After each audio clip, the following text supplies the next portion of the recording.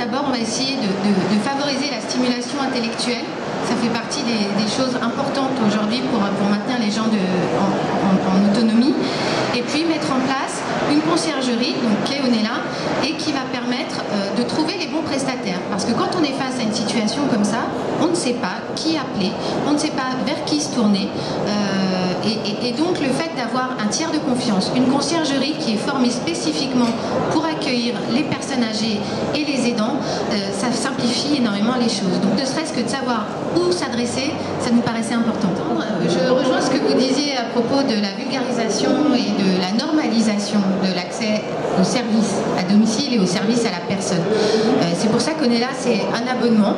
Enfin, il y a plusieurs formules d'abonnement d'ailleurs pour commencer, mais pour permettre de normaliser le fait de faire appel à quelqu'un, comme je le disais tout à l'heure, qui va vous aiguiller, qui va vous aider à trouver les bonnes personnes, qui peut organiser une prestation pour vous à l'aide de prestataires qui sont référencés et qui sont qualifiés. Alors, le plus compliqué, c'est de savoir effectivement, avec toutes ces formalités administratives, par où commencer. Il y a une vraie méconnaissance de tout ce qu'il est possible de faire autour des services d'aide à domicile, services à la personne. Le but de la conciergerie, c'est aussi d'aider à y voir un peu plus clair dans tout ça. Puis, on a monté un partenariat avec France Médecins, ce qui nous permet d'avoir un service médical, enfin une assistance médicale par téléphone 7 jours sur 7. Les nouvelles technologies permettent de faire un pas formidable dans l'accompagnement de la personne, mais l'humain est primordial.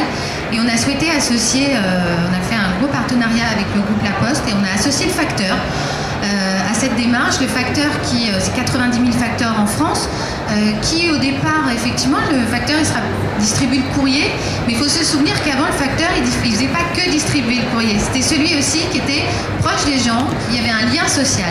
Et aujourd'hui, on va remettre le facteur au service de la personne, simplement pour recréer du lien social, parce qu'il y a les soignants, il y a les aidants, mais il ne faut pas oublier cette logique de lien social et de proximité, juste d'écoute tout simplement, s'assurer que la personne va bien ouvrir, qu'elle va répondre correctement à un certain nombre de questions, discuter un moment et puis repartir. C'est rassurant. Il peut y avoir des alertes qui sont faites. C'est ça. Alors ça fait partie davantage du sujet des objets connectés qu'on peut venir connecter aujourd'hui à l'application Onella et qui fait qu'on va pouvoir récolter des données de santé.